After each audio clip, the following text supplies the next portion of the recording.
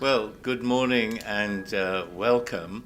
It's a great pleasure to welcome you all to the first of what we hope may develop into a series of lectures on Middle East business, supported by the Middle East Institute and Emirates NBD.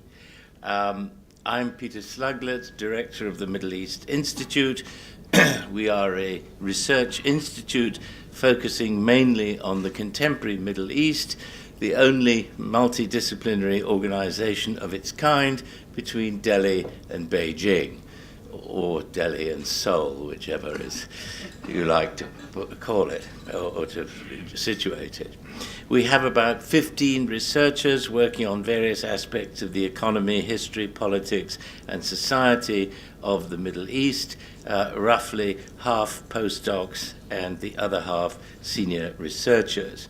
On the platform with me are Dr. Brian Shigar and Mr. Tim Fox. I'll begin by introducing Brian Shigar.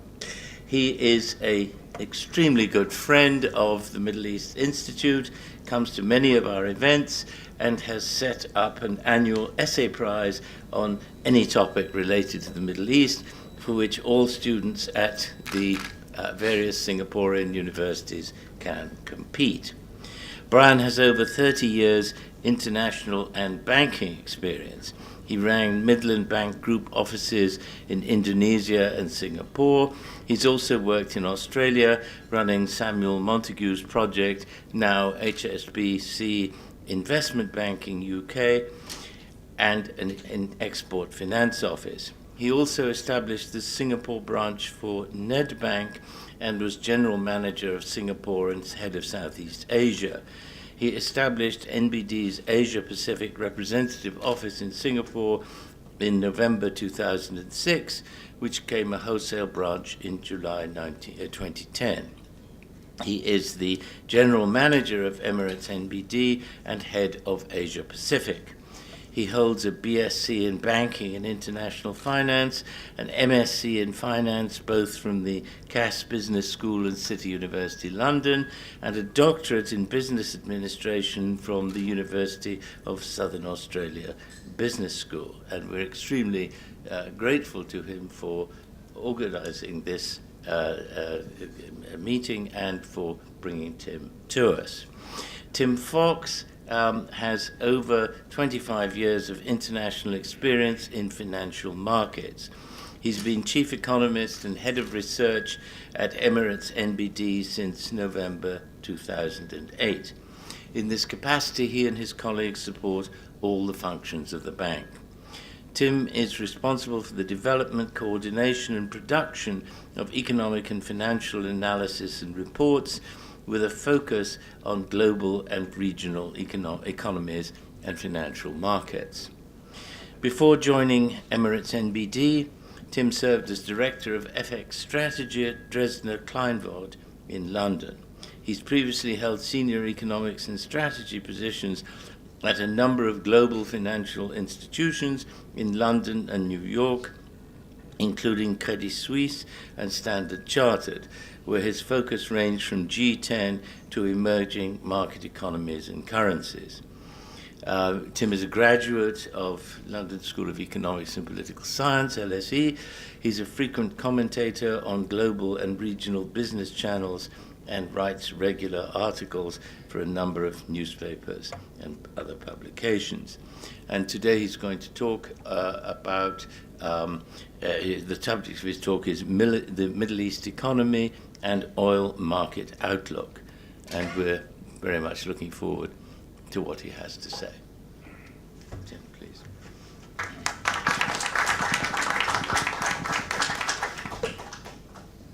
Thank you very much, Peter, for that very kind introduction.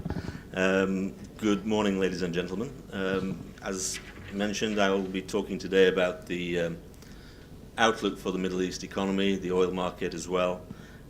Clearly at a very interesting and important time in both global economic affairs, but also in particular in relation to the oil sector. which I'll start with talking about, and then I'll lead into this works. Yep. Just wait until we get some of this.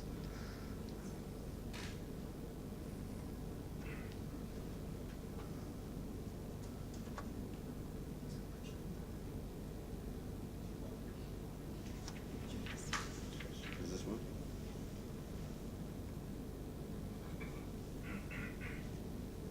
Not sure. Okay, still a little bit.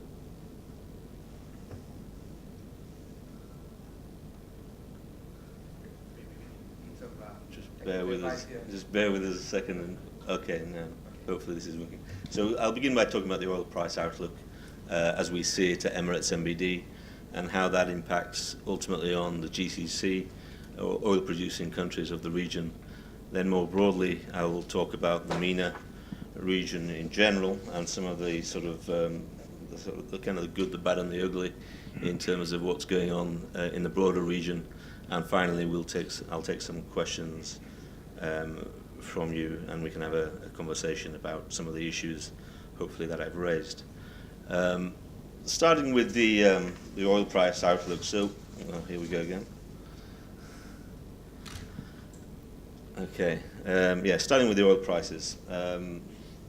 Oil prices again back at 4-month lows, I think this morning, after what's been a pretty volatile year overall, and you know, since the middle of last year when oil prices started to decline. We are, I think, in a very highly volatile phase for oil prices in general.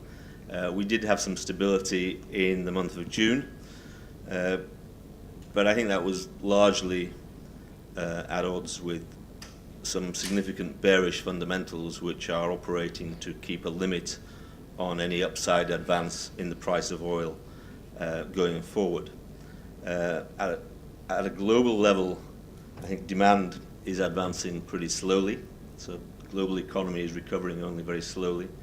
Demand growth in 2014 of around 600,000 barrels per day was the slowest since the financial crisis. The oil markets can't rely solely on emerging economies anymore. Non-OECD oil demand is expected to expand at 2.4% in 2016, compared with the prior 5-year average of around 3%. At the same time, supply has surged. Supply expanded over 2.3 million barrels per day in 2014, leading to some significant stock builds. Of course, the United States, Russia, Canada, Brazil were large contributors to that supply growth. And in the Middle East as well, the GCC countries, the OPEC countries, are also producing over their quotas. So the global supply situation is very, very restrictive for upside price developments. Taken with a supportive environment for the US dollar, we have the end of the Fed's QE last year. We have euro weakness, the prospect of a hike in US interest rates this year. I think the oil price faces some pretty big headwinds over the next year, 12 to 18 months. A slow, gradual climb upward in price on the back of an incremental rise in demand and some slowdown in production is, broadly speaking, what we're expecting. But I think that clearly has the risk of periods when it won't play out quite so clearly and quite so straightforwardly. Our sense is that Brent will average a price of around $65 per barrel over the course of the coming year, and WTI to average around $58 per barrel over that period of time as well. So it's a pretty... I think that the other thing to highlight, though, is that with those kind of forecasts, which don't seem a million miles away from where we are right now, our suspicion is that volatility is going to be relatively elevated, and so that is an unusual phenomenon for the oil price in the context of the last few years, in which oil has been pretty steady. But I think it's got to be pointed out that period of stability was itself unusual. And prior to the last few years, when oil stayed around the $100 mark, oil prices were much more volatile. So perhaps we are now going back to a more normal environment for oil prices, which is a more volatile one.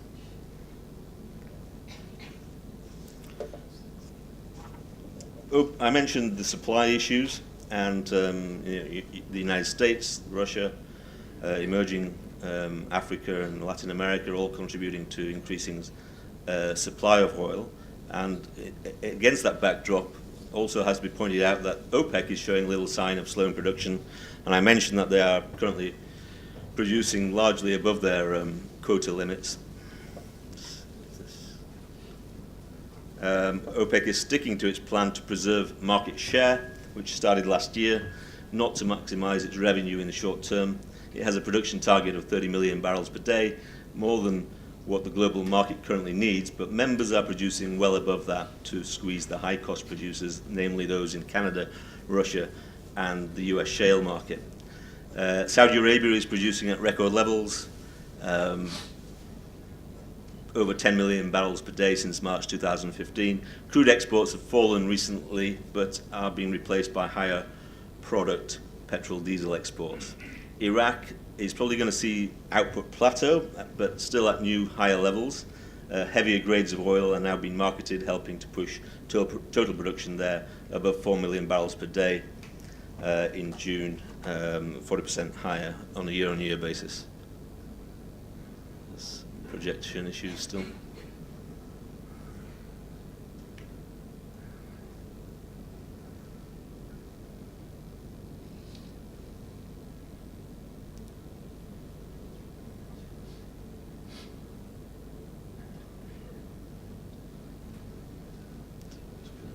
Okay.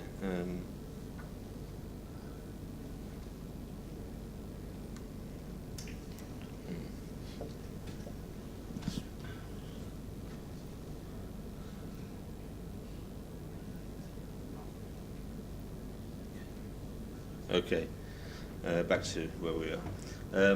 Obviously, Iran's oil is a major risk for oil markets going forward in the context of, particularly in the context of the latest agreement between Iran and P5+1 group. Sanctions relief is likely to come into effect from early 2016 and could unleash very large quantities of oil, which are currently in storage. Iran aims to raise output 700,000 to 1 million barrels per day, which will further flood global balances and supply. The development of the oil industry there, though, will take some time, but substantial opportunities do across all levels of the value chain do exist there. So from all perspectives, you could see that OPEC production remains relatively high, is likely to continue to remain so, and new sources of that supply are likely to come onto the market, particularly in relation to Iranian oil from next year onwards. Turning to, I mentioned again previously, the US position. The US has recently become a new oil superpower. US oil industry has shown a great deal of resilience to low prices, despite expectations that output would shut down as prices fall. That hasn't necessarily been the case. Production is now close to the peak levels hit in the 1970s and accounts for a growing share of domestic consumption. Meanwhile, demand has yet to return to pre-financial crisis trends. Output has been able to expand despite lower prices. Production growth should be viewed in the context of annual growth, not just the weekly changes that you see in some of the data on a regular basis. The fall in prices has had an impact on oil output from the United States. The oil rig count has plummeted to near 60% since the end of 2014 and is only now showing some signs of stabilizing. Major layoffs and write-downs in the industry mean that oil producers aren't out of the woods yet, however, and production can continue to grow, but the pace will probably be quite slow. Commercial stocks are starting to draw down. Since their peak in April, stocks have fallen nearly 30 million barrels. But still at over 450 million barrels in total, they're still at their highest levels ever. And without demand expanding rapidly, which we doubt, the large stocks will continue to overhang the market. I think the result of this transformation of the US into an oil superpower is that there'll be less need for international cargoes, freeing up supplies to move to emerging markets, and probably no change in the crude oil export ban is expected, but the US will emerge as a major supplier of oil products. In the next 12 to 18 months, prices, I think, are likely to struggle to rally at a sustainable pace and will push equilibrium much lower than the $100 per barrel level that we were accustomed to in 2011 to 2014. So you can see from a variety of angles that production supply is going to remain a headwind to price adjustment in coming months, the coming year. So turning to the GCC really, and what is the implication of that relatively subdued oil price mean for GCC economies? The way in which oil impacts the GCC in terms of growth is that it affects the oil adjustment impacts growth through the production of the oil sector and through government spending indirectly impacting on the non-oil sector. Saudi Arabia and the UAE have increased oil production in the first half of this year. So actually the impact so far on GDP has been relatively positive because production has actually remained high and actually increased at the margin. Non-oil sectors in both economies have also shown growth in the first half of this year, although I think that pace of that growth has slowed a little bit since January. So there's been a variety of impacts. You might ordinarily think that the oil price slump would impact negatively on GCC growth. To some extent that is the case, but it hasn't been as telling as you might have thought, as the regional producers, the big ones at least, have maintained their output and at the margin have increased it. And in terms of the knock-on effect through budgets into spending has by and large been maintained. The impact, though, of that spending and the way in which it impacts through the lower oil price is that budget deficits are affected. And all regional budgets are still very heavily reliant on oil. Increased expenditure in recent years has pushed up the break-even oil price, the oil price at which budgets break even. Okay, so where are we in terms of those break-even prices? Oman and Bahrain are probably the most vulnerable from a budget perspective. They have break-even oil prices, the price at which budgets break even in excess of $100. The UAE arguably has the most diversified economy, so the impact of a lower oil production is not as severe in the first instance as it is elsewhere. Probably the country with the lowest break-even is Kuwait. That's largely because its spending never really meets the budget levels that are set for fiscal policy in Kuwait. So they struggle to spend the amount that's allocated, and because of that limited budget spend, their break-even is lower in terms of what is required in terms of oil prices. So the outcome of the lower oil price, even though it doesn't impact on growth necessarily, it does impact on budgets. So most GCC budgets will move into deficit in 2015, and indeed are doing already. Saudi Arabia recorded its first budget deficit in over a decade in 2014, and we think that Saudi Arabia will run a deficit of close to 12% of GDP this year, as the cost of military activity and one-off public sector bonuses announced in Q1 of this year at the start of the King's ascension. The UAE will run a deficit of around 4.1%, Kuwait down 6.1%. Oman and Bahrain deficits are likely to be higher still, around 12.5% and 12.2% of GDP respectively. So those are the kind of countries which are at risk the most from a fiscal point of view. In half one, 2015 budget deficits appear to have been financed mainly from reserves. Saudi Arabia's net foreign assets, as you can see in the bottom chart there, declining by a cumulative $52.2 billion in the year to May. Debt issuance is more likely in the second half of this year. Saudi Arabia has already issued its first sovereign paper in July, just this month, of $4 billion, and further debt issuance is likely over the course of this year and probably next year as well. So medium-term risks, lower oil prices will increase the pressure on GCC oil exporters' budgets in the context of high infrastructure spending commitments, which are likely to be, I think, maintained. Increased pressure to rationalize spending, in particular subsidies on fuel, food, and utilities. And in the UAE recently, you've seen announcements even last week, about deregulation of fuel prices, petroleum prices, the first GCC country to start and embark on these kind of reforms, a signal perhaps of the direction in which other countries are probably going to lead or follow in the coming months and years.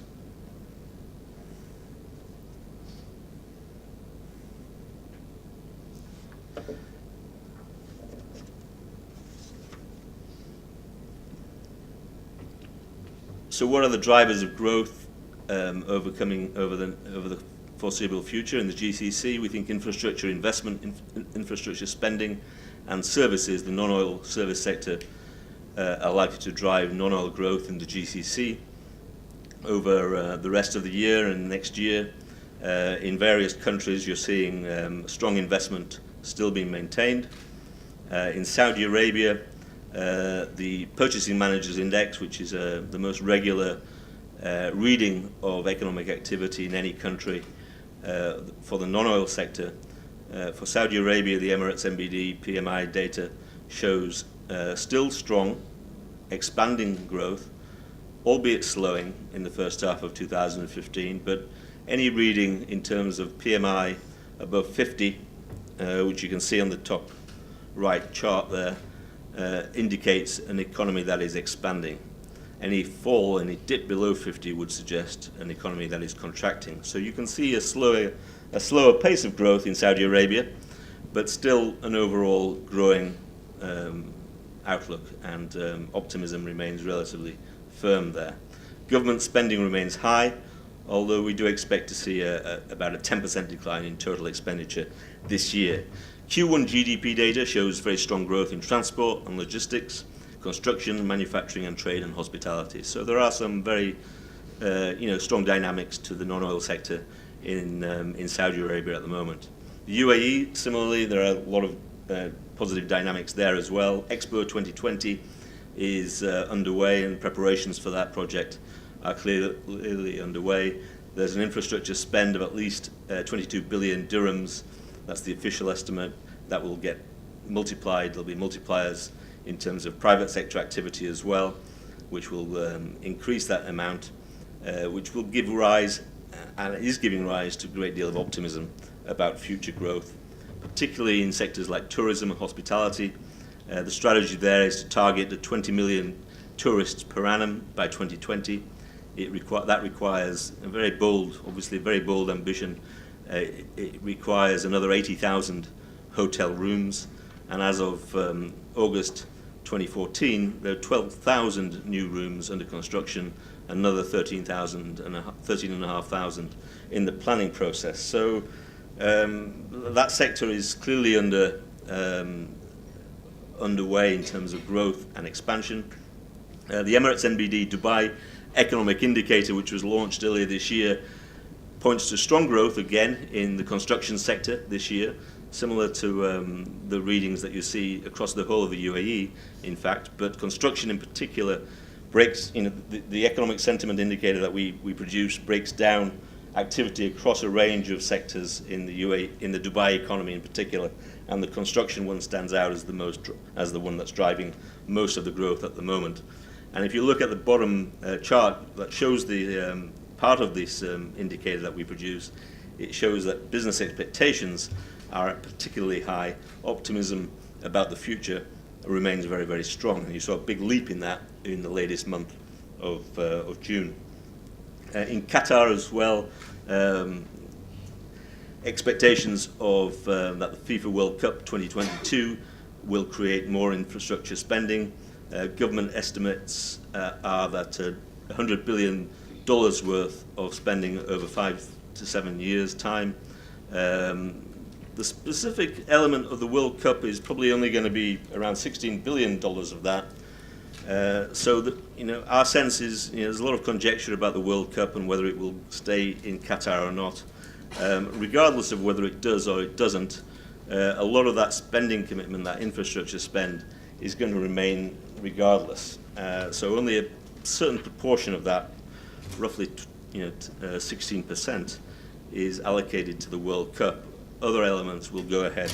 We think regardless, it may take a little bit more time for that spending to be delivered if they don't hold on to the World Cup, but if they do, it will probably happen on time and develop over the coming years. Another question, I think, which I think a lot of people have questions about in relation to the GCC this year and the MENA region is what is going to be the impact of higher interest rates? I think that's one of the bigger challenges that we're facing in the GCC this year and around the world as the US moves from easy monetary policy towards a tightening in monetary policy. We think that a rate hike is likely to come in September in the United States, and clearly given the pegs that exist in terms of GCC currencies to the dollar, and in terms of other emerging markets, what are the impact of that those higher interest rates likely to be across the GCC and MENA region? Overall, we think there are limited pass-through from tighter Fed policy to regional markets. Sorry, I'll just. This is.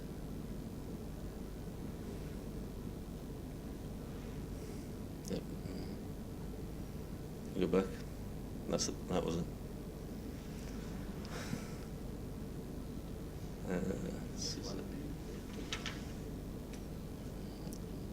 That's the one. Nope.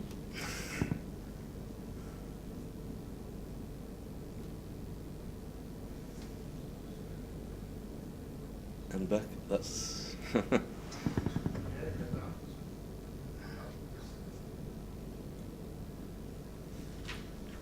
There we go.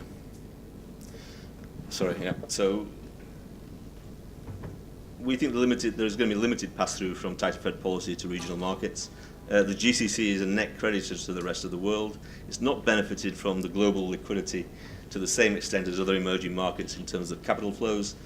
The MENA region has also been relatively insulated, I think, by the political instability that's kept investors largely on the sidelines since 2011. So there's been less inflows in relation to that, which are likely to move out in the context of tightening monetary policy. Stronger US growth is leading to tighter financial conditions there, but that's likely to be offset by slower demand in the rest of the world, and we're seeing that in Europe, we're seeing that in China. So easier monetary conditions elsewhere, just as the US is tightening, means that the overall landscape is not necessarily one of aggressive tightening, but is more moderate than that. And even when the US does raise interest rates, it's the follow-through is likely to be more gradual. The point that Janet Yellen always makes is that tightening, when it starts, is going to be very, very gradual. It will be data dependent. So we don't expect a very sharp adjustment in interest rates, but it will nevertheless start to happen, probably in a month or so time. Domestic interest rates could rise, of course, but banks in the GCC have excess liquidity, so private sector borrowing may not be constrained. The IBOR-LIBOR spread has widened slightly since the start of this year, but bank loan growth remains pretty robust, around 8% year on year in the month of May. Public sector borrowing certainly could cost more. That will include for new projects, infrastructure finance. It will also include for existing debt rollovers, which are still quite significant challenges ahead. And that may lead to a tighter fiscal stance over time, maybe less spending over time. Dollar strength may dampen regional exports, but curb imported inflation. Depending on the scale of dollar strength, speculation about regional pegs may resurface, but adjustments we think are unlikely, so the pegs are likely to remain in place. But you will probably see, and we've already seen a lot of speculation about when the dollar was getting stronger earlier this year, whether regional governments will adjust their pegs to the US dollar. We think that is unlikely. There may, but one of the consequences of that strong dollar, and we're already seeing it, is that sectors like real estate and hospitality are starting to feel the squeeze as fewer foreigners have the appetite to visit when the cost of hotels stays as high and pushing higher in the context of a firmer dollar. In terms of fixed income markets,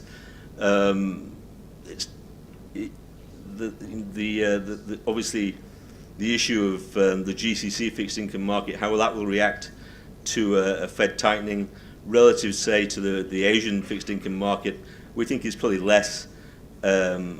will be less acute. Most GCC currencies, as I mentioned, are pegged to the dollar or have a basket in place versus several freely floating currencies in Asia. I think that reduces the risk of the strengthening dollar will have a wider impact on its economies. About 1/3 of Asian bonds are held by foreign investors, while less than 18% of GCC bonds are held by foreigners. I think that reduces probably the risk of capital flight out of the region when rates start to go up as well. In terms of credit quality, the average credit quality of GCC issuers is probably a bit higher than Asian issuers, and the perception of corporate governance in the region is a bit stronger than it is for some of the Chinese segments. And in terms of this is a very valid point, that demand and supply dynamics in the Middle East support the bond prices very much so, as demand exceeds supply by multiple extent. So there is a constant demand for fixed income products in the Middle East. I suspect that will protect and ensure against a big flight out of some of their products as US rates start to go up. Turning to the rest of outside of the GCC and thinking a bit more broadly about other MENA economies this year and next year. This year was meant to be the year 2015 of recovery in the MENA region, more broadly. Growth in Q1, though, has disappointed.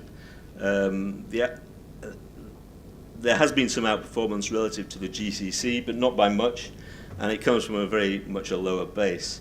There has been a resumption to some extent of political stability, but that has been limited, and I think it's been interrupted from periodically as well. So, progress in Egypt by and large, but elsewhere there's been difficulties, particularly in Tunisia, and even in Egypt as well, there's been difficulties there too. In that context, the appetite for structural reforms has been relatively limited. And I think the security issue is probably the dominant one, which is limiting that appetite for the time being, and that is particularly problematic for the tourism sectors. Clearly, there's a difficult regional environment where you've got Syria and Libya, both effectively failed states, which have knock-on effects onto their neighbours, and I think that is a consequence, creates a sort of perception of instability and weakness elsewhere. To what extent do lower global oil prices matter? That probably means that there are going to be lower trade deficits across the board, but that is not always an undiluted positive, I think, for the non-GCC MENA countries. Because of lower oil prices, you often get weaker remittances. Aid, investment, and export demand from the GCC often leads to some weaker trends across the rest of the MENA region. So the next slide illustrates the sort of dynamics that occur from oil prices and how the linkages work between the GCC and the MENA region. This slide highlights what happens when you have higher oil prices and what impacts that can have elsewhere in terms of the non-GCC countries. So the oil price increases, as you see, that creates in the MENA non-oil exporting countries deterioration in budget balances, and oil imports start to increase, as oil imports increase. The converse obviously applies when oil prices decrease. But the other side of that coin is that when oil prices are increasing, or in the current situation decreasing, that has an adverse impact on growth. Decreasing oil prices have an adverse impact on growth elsewhere in the GCC. That can lead to weaker demand for exports. Transfers can also start to decrease, weaker remittances, weaker foreign aid from the GCC, and capital flows can also decrease, FDI and banking sector deposits. So the oil price might be seen as a positive for the rest of the MENA region as it is low, but I think the indirect consequences of a lower oil price can be a lot more complicated and not necessarily positive for the MENA region, because they are so reliant on the broad strength and success of the GCC economies. Turning to, I think the final two slides really just focus on the two or three countries in the non-GCC region and what's going on there. Egypt is obviously quite a significant talking point, given its shift to the new government in Egypt, which is contributing to the sense that Egypt is turning a corner, but it is getting a lot of help from elsewhere, in particular from the GCC. Political stability is welcomed, but it's opened the way for some economic recovery. Investor conference occurred in March in Egypt, which drew a lot of attention, and it drew a lot of support from neighboring countries, in particular $6.5 billion in additional aid from the GCC, and $45 billion in investment pledges from other parts of the world as well. So governments there have pushed ahead with reforms in Egypt, subsidies, investment laws, but some of that momentum appears to be stalling a little bit, so that's a little bit concerning. There is a lot of, we think, long-term potential in Egypt, but only under the right conditions. Potential exists in the banking sector. The population is underbanked, underhoused, and there are large needs to upgrade the infrastructure of the Egyptian economy. Some big challenges that lie ahead.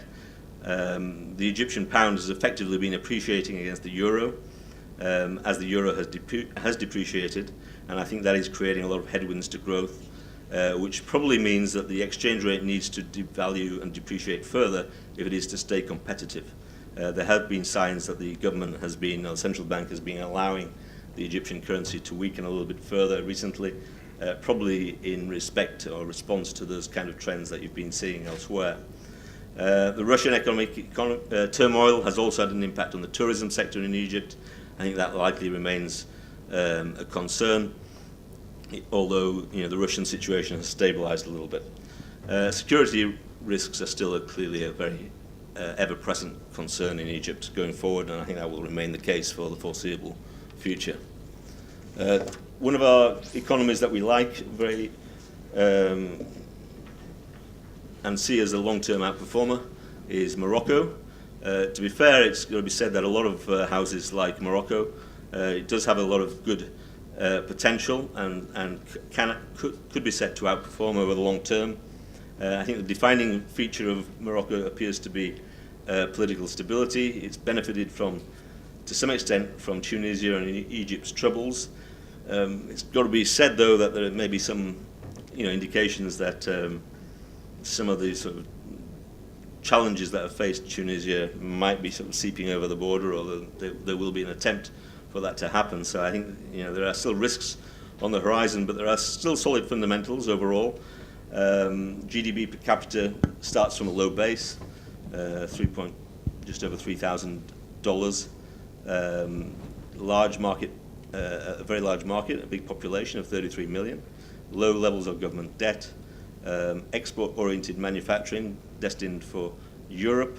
Europe's economy itself slow, sluggish, but probably picking up a little bit from here. Morocco has very strong ties with the GCC. It's probably the only net oil importer in the MENA region to hold an investment-grade credit rating, BBB- from S&P and Fitch. So I think that is quite a standout element of Morocco's performance. and it also benefits from the IMF's precautionary liquidity line. So Morocco's been quite diligent in terms of its relationships with the IMF and its reform processes. Indeed, it has been noted as a top reformer in terms of the World Bank's Doing Business survey. So Morocco looks in a good position, but I'd probably say that that good position is one that has to be protected. And in the context of regional instability, certainly that will remain a priority to maintain that stability and against the threats that are clearly exist in other neighboring countries.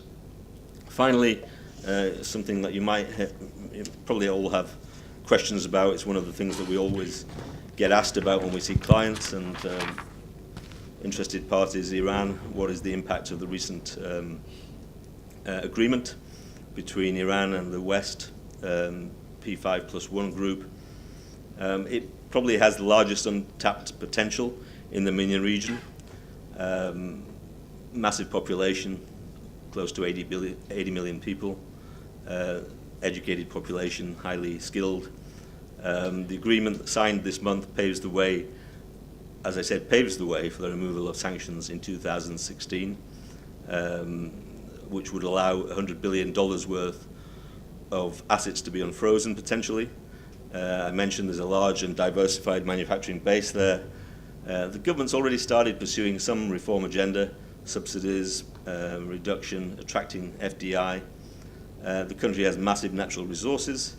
It's got the largest proven natural gas reserves, the fourth largest oil reserves, a huge domestic market, as I mentioned, the population of around 80 million people, but also not just size, but quality as well in terms of skilled population, educated population. There are some macro strains. The banking sector remains weak. That means the non-performing loans are probably also quite high. Inflation is structurally high, and the public sector is large and probably needs reforming. Key industries there are protected. So the picture in Iran is an optimistic one, but we need to get to the point where some of the sanctions are starting to be removed. There are a lot of risks to that situation, that scenario, and still in the United States, there are problems and obstacles to overcome before that can be allowed or start to happen. So while we are optimistic about the outlook, we have to be cognizant of the risks, and those haven't entirely gone away in the wake of the agreement that has just been signed. But clearly, if things do move according to plan, the potential from Iran, and I think a lot of people observe this, is going to be quite enormous. And I think from a point of view of the GCC, GCC economies such as the UAE's are economies which are likely to benefit as gateways for a lot of that untapped activity. So that's the end of my presentation. I've kind of tried to look at a lot of different elements, starting with the oil price, starting with moving on to the impact that has on the GCC, where that fits in terms of the US interest rate hike, which is on its way, and how that may impact on the GCC as well. The MENA region as a whole, where we see the positives, the negatives, the potential for growth, in terms of who are the sort of who are the outperformers over the long term. Morocco, the problem countries still in terms of Libya, obviously Syria, the sort of failed states. So a lot of different issues. Egypt looking to do the right thing, but is it able to continue with it? And then the big wild card of Iran. So I think the Middle East covers a whole range of good, bad, and sometimes ugly situations. On the whole, I think things are moving in the right direction. The oil price situation creates some volatility and some uncertainty, as does the political issue. Higher interest rates do also create some questions, but from our perspective, we think that the impact of higher interest rates will be quite gradual and may not be quite as negative for regional markets in the Middle East as they might be for some other emerging markets in other parts of the world. With that, I'll probably hand over back to Peter, and maybe we can have some conversation about any questions that you may have. Shall I? Thank you very much, Tim. Why don't you have a seat and we can move on to the question and answer session. First of all, I think your presentation was very comprehensive. You covered what is really very topical currently vis-a-vis observers of the GCC and MENA economies, i.e. the impact of these rather low oil prices on the economies of the region. And it is obviously an area of concern, as you've depicted in your presentation. Growth is down, and there is a major impact on the budget revenue, and the deficits are causing challenges of their own. I want to take the opportunity to ask you the first question before I open it out to the audience. Really, the oil market seems to be in a state where there are so many imponderables. You've covered the short-term outlook, and many people are worried about the medium-term outlook, the impact of shale oil production in the United States, and therefore, reduced demand there. You covered the possibility of exports of refined oil products out of the U.S. and its impact on the global markets. There is also this constant development in alternative energy, solar, for example. And so what is the study that you have sort of done to look at the medium-term outlook for oil? Obviously, the impact on the GCC is quite profound. And I'm sure that these questions are being asked in the GCC as well, what the medium-term outlook of oil prices will be, and therefore the consequence for the domestic economies of the region. Any comments? Sure. I think the issue about short term, as I mentioned, volatility is the key word, I think, for the oil market. How quickly we go back to a firmer oil price, I think, is constrained by those headwinds which I mentioned, particularly related to the supply of oil. The oil coming out of the United States remains at record levels. Quotas have been, routinely broken in terms of OPEC oil output, and there are other suppliers of oil who are needing to maintain their own market share as well. So I think there's a whole range of limits coming from the supply side. I think where I am probably a little bit more optimistic comes on the demand side, and I think probably our sense is that global recovery is probably a little bit firmer than sometimes you might understand from the headlines. Clearly, the United States is moving into a more positive environment whereby its growth is starting to get more sticky and can be sustained and maintained. And so we draw some optimism from that. Probably also think that even though there are headlines which are quite negative ones about Europe, that there is a growth potential there which can be seen over coming years as well. And I suspect that the sort of drop-off in activity in China and in some other emerging markets is also one which is probably going to be relatively limited. So, and in short term primarily. So the medium-term outlook probably ties in, continued supply of oil, which is going to remain plentiful, but with a different ingredient of probably firmer demand, which enables oil to gradually stage a little recovery. But it's not going to be dramatic. I think the days of the $100 price are probably going to be limited and probably not going to be seen for some time now. And that probably requires reforms and changes to the way countries do, oil supplying countries, particularly in the GCC, look at their economies.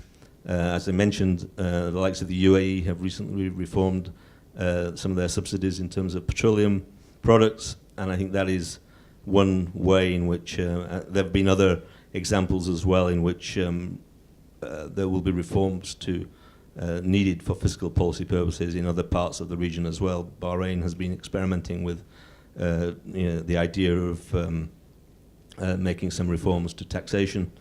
And across the GCC, there is the question of taxation coming back as well as to when and that might start to be seen. So I think a sustained period of slightly lower oil prices, probably picking up a little bit from here, but still sub where we've become used to in the recent years, probably means that regional economies and governments need to adapt and make changes to the way that they plan for the future, particularly in relation to relying less on energy, thinking more about diversification, and thinking about the consequences of that in terms of government spending. Thank you, Tim. Now, can I please invite questions from the floor? We'd like this to be an interactive session. Just stand up or sit down if you wish and ask Tim whatever question you want. Peter. I find this very fascinating. What I know probably about economics could be written on the back of the smallest postcard you've ever seen. But I never quite understand this business of oil production in the sense that if you want a higher price, presumably you have to produce less. But there must be something which is encouraging large producers like Saudi Arabia to what one might call overproduce. And obviously I appreciate that you have to produce a certain amount to pay for government services, etc. But this seems to be, I realize that OPEC has really broken down a price cartel a long time ago, but I'm wondering why these large producers, Saudi Arabia, has a large population, so perhaps one can understand that. But these, in a funny way, the UAE, Qatar, and so forth do not really need the money. So why overproduce, as it were, or why produce so much? Yeah, I think that's also a question which I think we get asked quite a lot about what the motivation of OPEC is at this stage to be producing at record levels, at high levels, and even overproducing. And I think that their message, which I think is understandable one, is that even if they reduce their production in order to support the price, it won't actually achieve what they want. So the price isn't going to be. They don't set the price anymore, as you mentioned. They can't set the price, so it doesn't make any sense to be the marginal reducer in terms of production and let somebody else take up the slack and get the benefits of any production that they may give up. So that is one of the psychologies, I think, behind what the OPEC region is doing, and I think it makes sense. In the short term, they can't really do anything to manipulate price as they may have done in the past. So why give up your the benefits of that do come still from producing at or above quotas?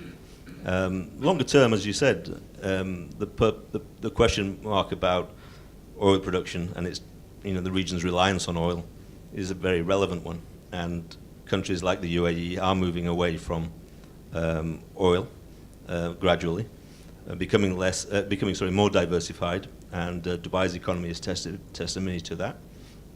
And you're also seeing a knock-on effect in terms of other countries as well, looking at ways of diversifying in different sectors. So the oil situation, for the short term, they need to maintain the production, to maintain their spending on certain projects. But over time, they have to sort of gradually move away from that approach and those priorities. But it will take years, maybe multiples of years, rather than next few months, in order to adjust their economy in that kind of way. So I think oil has been traditionally a very important part of regional economies. It's going to take a long time for that to, or energy has been an important part. It's going to take a long time for that to change. But there are some steps being taken in some across most economies in the region towards diversification, particularly in terms of the UAE. But I think clearly the oil price moves that you're seeing at the moment, put more pressure on them to do more and maybe accelerate that process a little bit faster. The other interesting point is, this is what people talk about and is written about. The Saudis want to really hurt the shale oil industry in the United States. And the jury is out as to whether this is really going to be an effective strategy, because what is happening in the shale oil industry in the States is this remarkable resilience of the industry for two reasons. One, the impact of technology. The impact of technology in shale oil recovery is profound. And the technological changes that make that process more and more efficient from a cost-effective perspective is phenomenal, the rate of technological impact. The other is the way these shale oil industries, companies operate is quite amazing. They're very nimble. They outsource a lot of things. And the way they are responding to this downturn in oil prices is also quite agile. They are just reorganizing their supply chains, their cost structures. So yes, some of the marginal producers are going out of business, and the view is they can come back quite fast when the prices go up. And there are others who are efficient producers are still in business. Now, the other interesting thing about the shale oil industry is apparently the financing of that industry is not from banks, but private equity and other investors.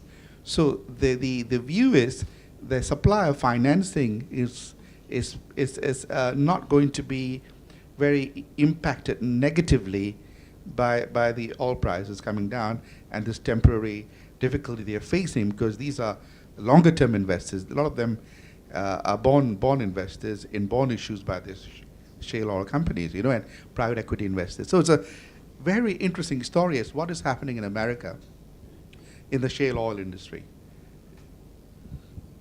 And What about the environmental impact?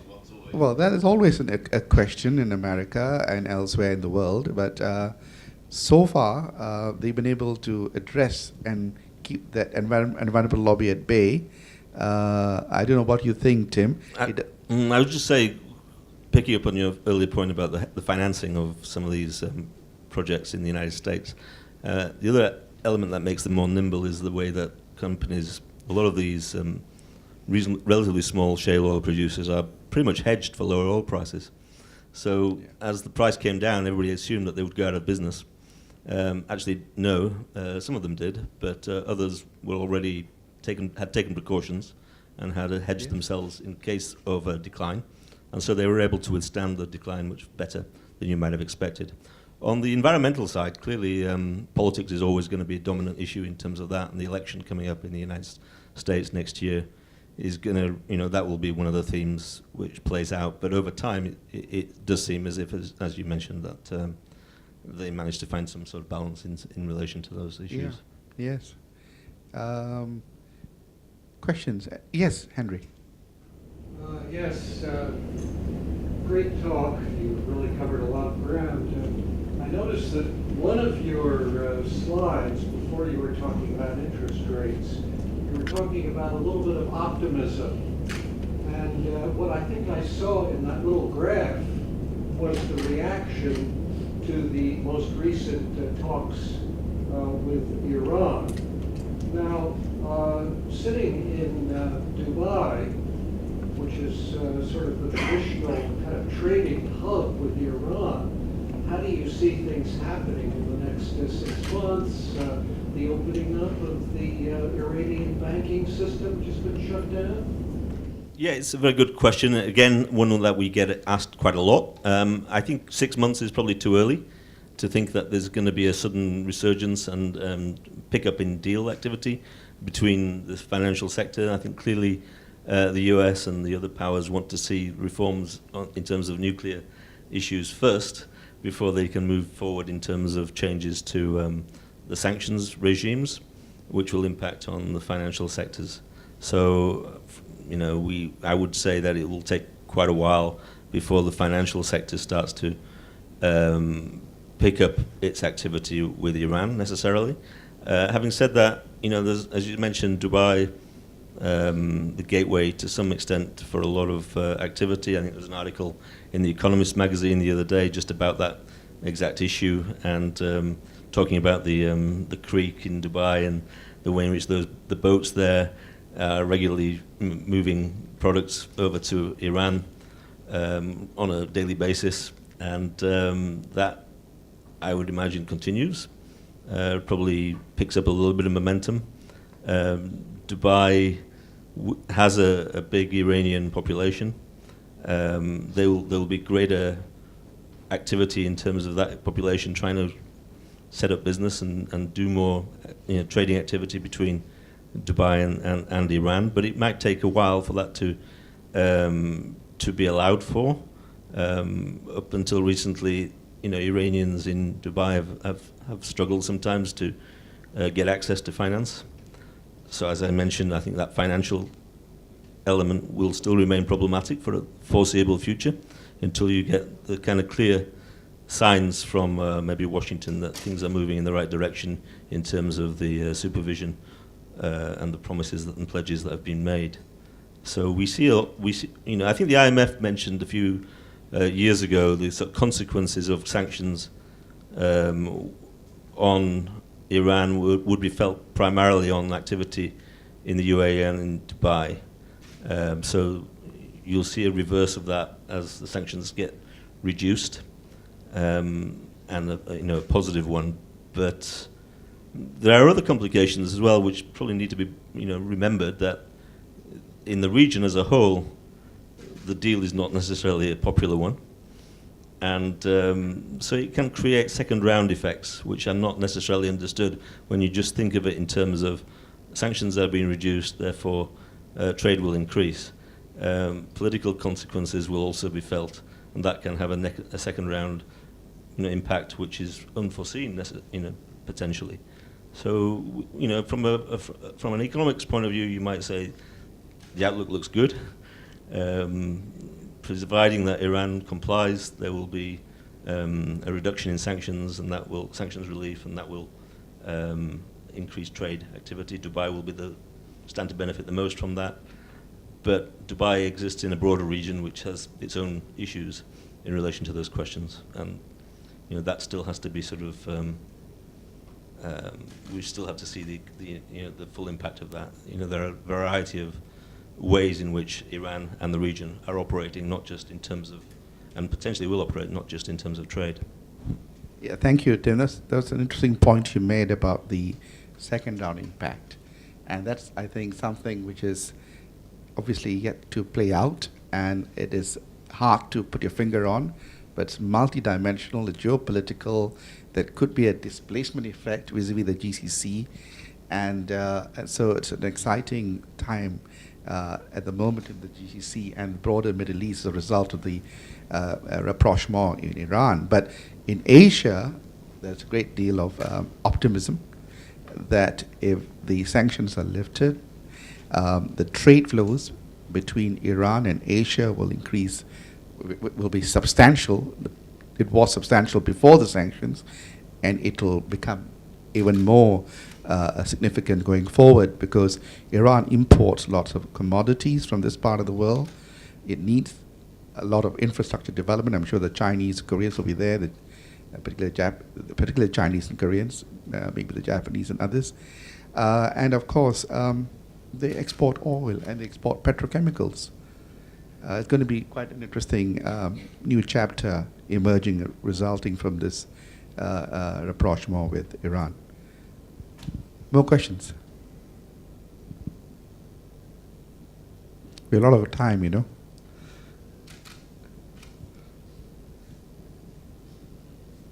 Sabir, you tell me what you think about the business. You are a man very much in the business world. And are you excited about the Iranian development vis-a-vis, potential lifting of sanctions for Singapore businessmen?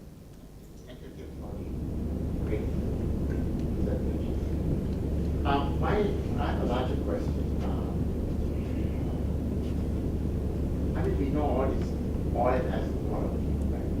I just want to bring the problem with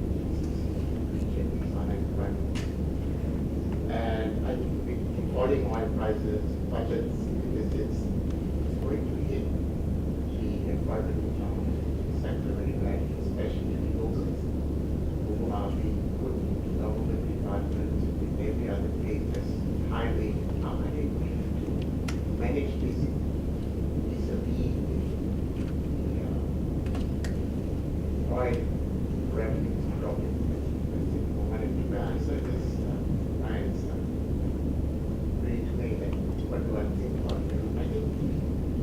from Singapore's perspective, we see a great deal of interest in Iran being opened up. In fact, even when there were sanctions in place, there were a lot of Singapore companies asking how we can Iran. Actually, we are already very poised as the signal comes from our monetary authority of Singapore that we can do the business planning there. We will be able to take a huge hit and sit on the next plane, of course, via Dubai, getting to Iran. So I see a lot of optimism there about Iran opening up, and I think the Iranians are looking very closely at how Singapore can assist them, not only in trade, but I think in the area of logistics and infrastructure development in general. So I think I remain very, very positive. Yeah, in terms of just on that subject, just finally as well, you know, a lot of activity, even with the sanctions regime, was still going on with Iran through other parties. Turkey, I think, was a route. India was a route. So the breaking of or the reduction in sanctions will allow a lot of that activity to resurface more publicly in more traditional routes. So the UAE becomes more important, as we mentioned, and other parts of the GCC as well. It'll be much more above board, and that will create the conditions, I think, for a significant increase in size of trade if it is validated by the reduction in the nuclear proliferation issue. Education and employment. You mentioned employment and the impact of lower oil prices and budgets, and the impact on employment. Clearly, that is it's a young population, by and large, the GCC, mirroring what is also the case in terms of the rest of the MENA region. Young populations growing very fast, requiring and looking for positive futures and creation of wealth, development issues. I think education is clearly going to play a big part in terms of trying to channel that growth in the young population. It means that governments can't just, turn off the taps in terms of fiscal expenditure and investment spending on education. Clearly, one of the things that was seen in terms of the Saudi budget this year was increased spending in terms of education and social issues. They obviously see a big impact, given the size of their population and given how it is, the demographic of it is very young. There are some very big challenges. So one of them is to maintain a stable environment amidst a region which is, to all intents, quite unstable in the broader scheme of things. They have to maintain that stability, which means spending does have to be maintained properly in the near term to try and compensate for that risk. And some of the key areas of expenditure do need to be in terms of education and development. One point I would probably make is that education is often touted as the big area to look at, but it matters what kind of education. It matters. It's not. I come from the UK, and I know that you can spend on education. You don't get an awful lot necessarily from it, from public expenditure. So it has to be the right kind. It has to motivate, and you have to give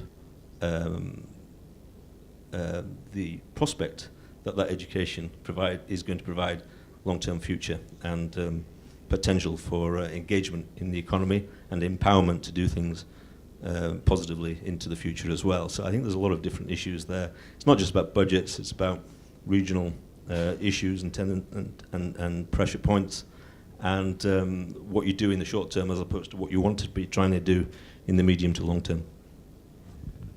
Yeah. Further questions? Peter, you have a question? I think I should go to the microphone. Oh, okay. Nobody behind me, I'm sure, can hear me. I think, Tim, to sort of expand what you just said a little bit, it's not really a question of it's not the amount of money you spend on education. It is the fact that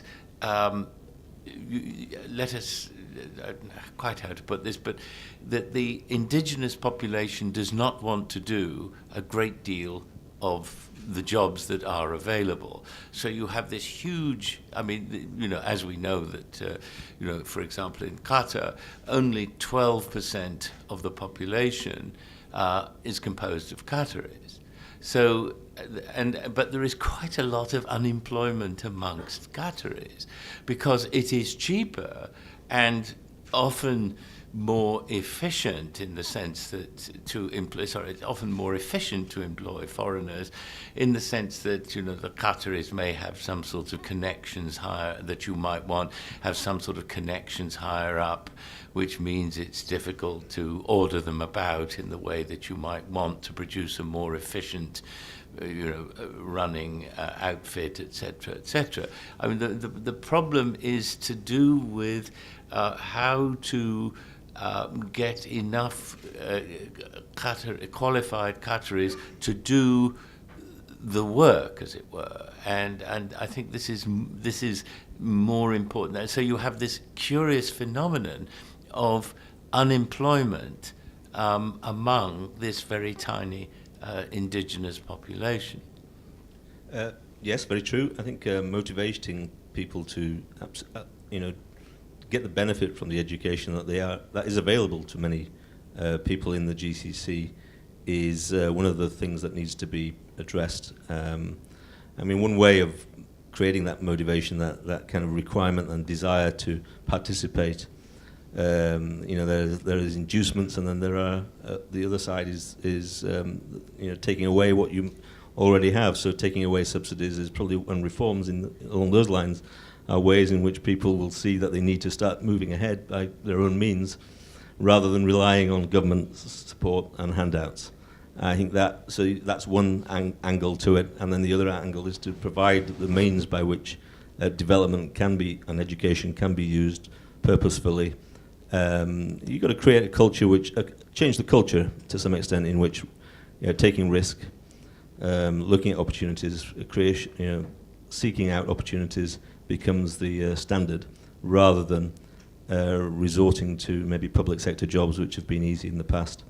And you don't have to, those are the sort of knee-jerk kind of reactions to, the upbringings, which I think have worked to a point, but don't take you into the next phase of development into the future. So it's not just about the spending, the quantum that you spend. It's about how you change the culture towards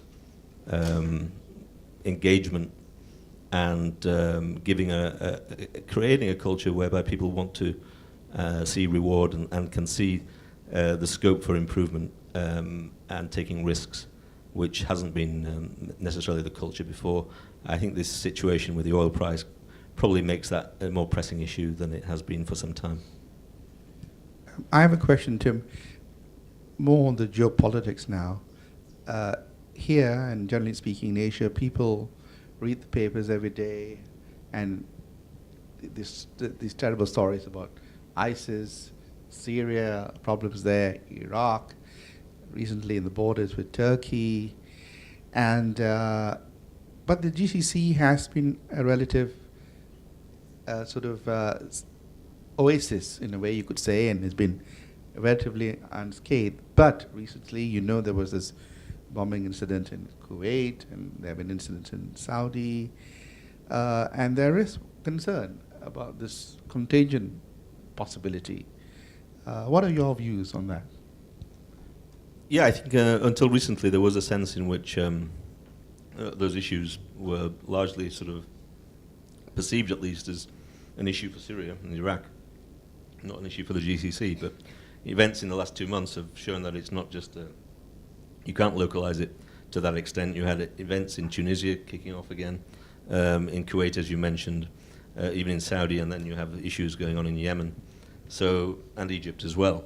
So the ability of ISIS to cause havoc is spreading outside of that Syria-Iraq area in particular, and the idea that the GCC is an oasis, I think, is only true to the extent that the region has been very careful and proactive in maintaining security and stability.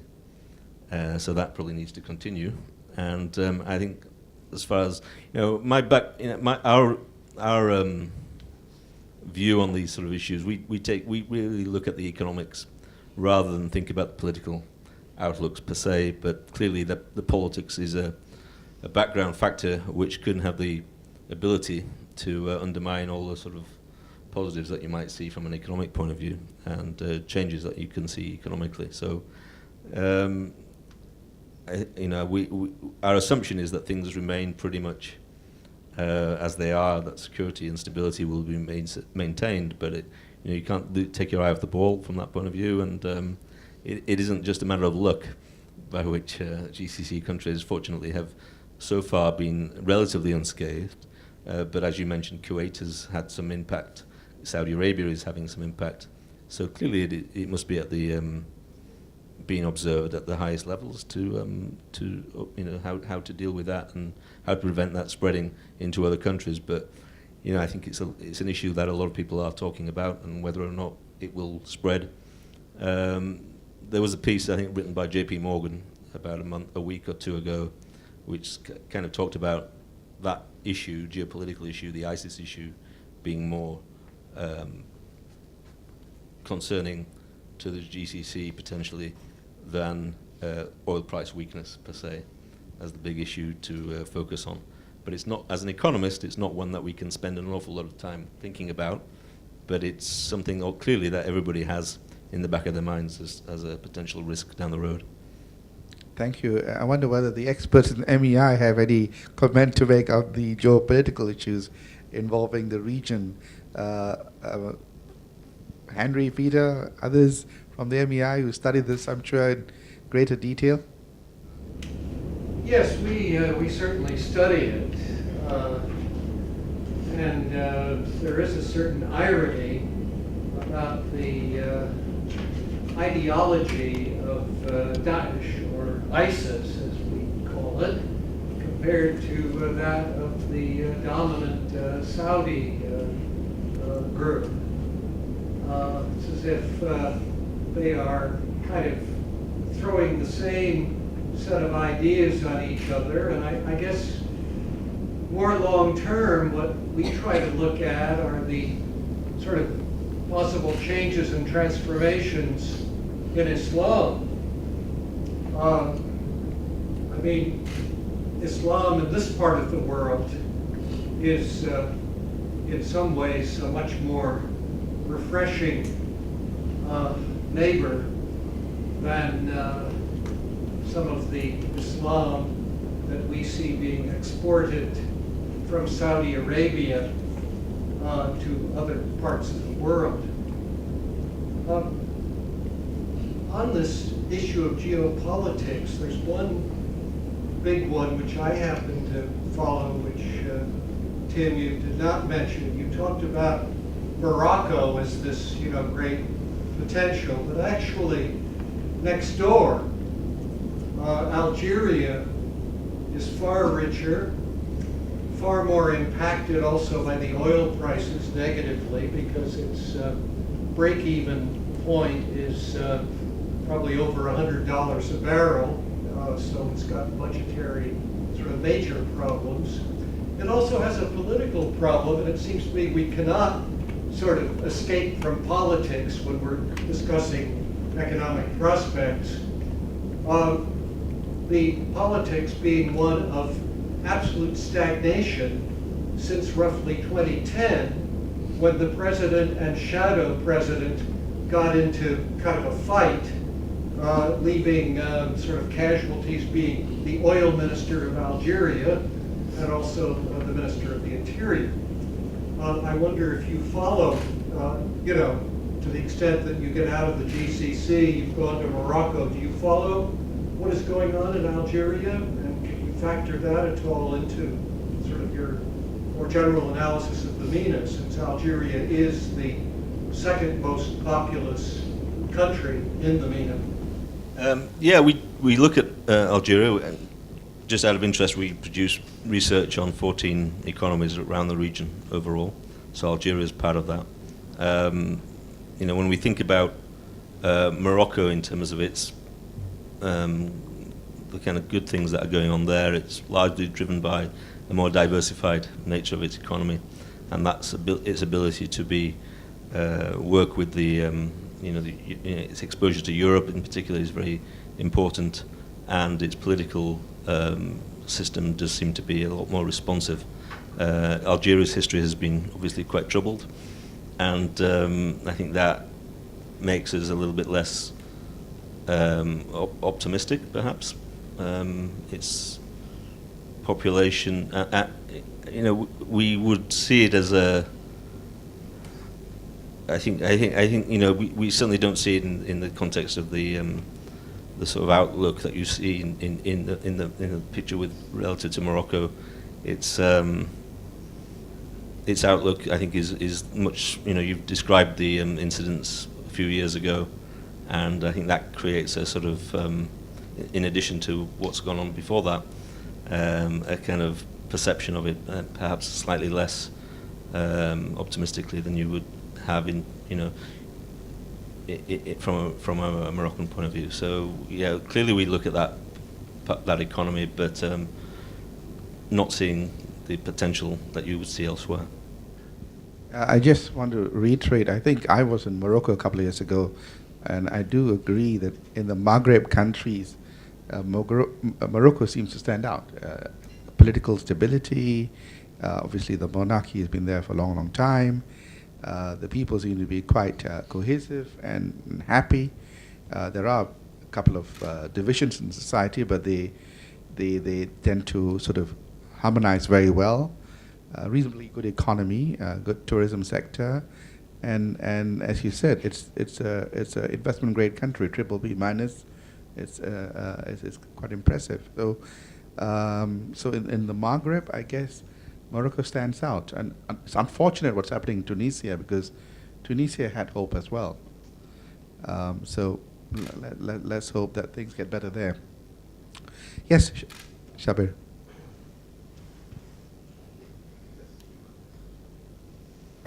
No, I just wanted to follow up on the Morocco and the Algeria. I think since I wear the Singapore Business Federation hat also, we are taking a business mission to Morocco and Algeria in November. I think we have found through our recce missions that there is a lot of potential. And again, the brand of Singapore stands out because they look at Singapore as something they can look for ideas and development ideas. And I think there's a lot of spin-off opportunities for Singapore companies. So we are going to go there in November. And also, just I forgot to mention about the why I said there is optimism in Iran, because we actually, even before the Iran deal was concluded, so to speak, we already had a business mission in Iran about 2-3 months back. And most of the companies are very, very excited. The only constraint was they couldn't do transactions because of the restrictions that are there. So we have already taken, under the Singapore Business Federation, a lot of Singapore businesses out there. So we are ready, in fact, I personally think for us, and we have always been speaking, that Dubai holds a key, as Tim mentioned, a great gateway for all these countries. Because of our air links, we don't have air links to Iran or to Morocco. We all have to go via Dubai. And if Dubai can allow more flexibility in how companies will operate and make less regulatory demands on how to set up companies, make it like Singapore. I think Dubai will actually gain much more from getting into these countries. Thank you. Shabir, just to answer the point you made about Dubai, do you not think that these free trade zones that they've set up to facilitate exactly that, i.e. using Dubai as a hub for the region, the whole of the MENA region, African region, and other nearby regions, is sufficient? Because the domestic sector is protected, you're right, and so it's very different from Singapore in that sense. But is the regime in these so-called free trade zone, and there are so many of these for different sectors in terms of industrial sectors, economic sectors, do Singapore businessmen find that not sufficiently flexible or friendly? No, it is friendly, but economic free trade zones have outlived their usefulness. And I think everybody wants to be in a mainstream I see. activity. I mean, it had. I mean, Jebel Ali was perfect example of that. But I mean, you can go to anywhere in GCC. Everybody is doing the same thing, and I think it's just run out of steam, so to speak. I think everybody wants to be in a mainstream economy, and I think that's where the key is for the GCC countries. Thank you. That's good feedback, Sabir. Thank you. Any other questions? If there are no further questions, Tim, do you want to say a few words before I conclude? Then I shall take the opportunity to say just two things. First of all, thank you very much, Tim, for your very comprehensive presentation and your answers to the various questions that were asked. We're very proud of what Tim has achieved in the bank.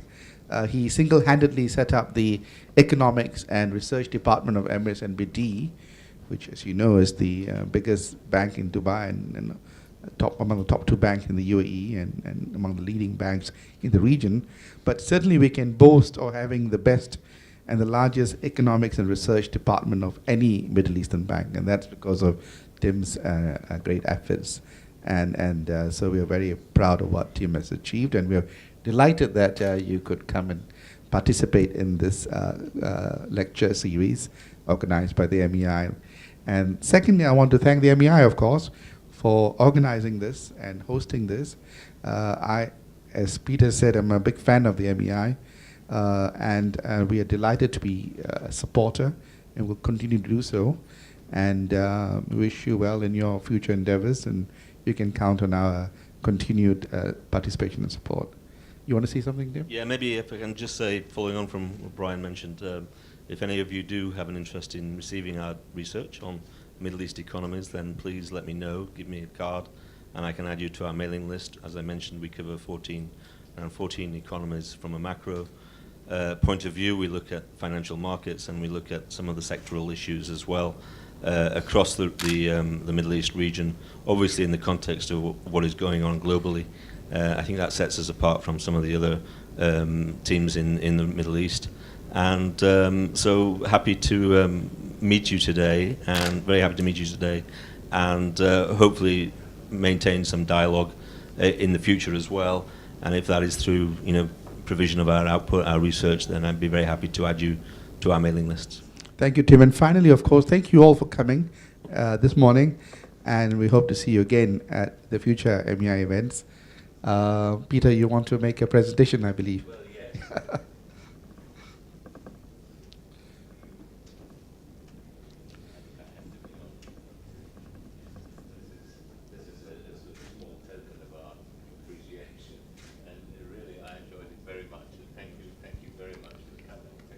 Let's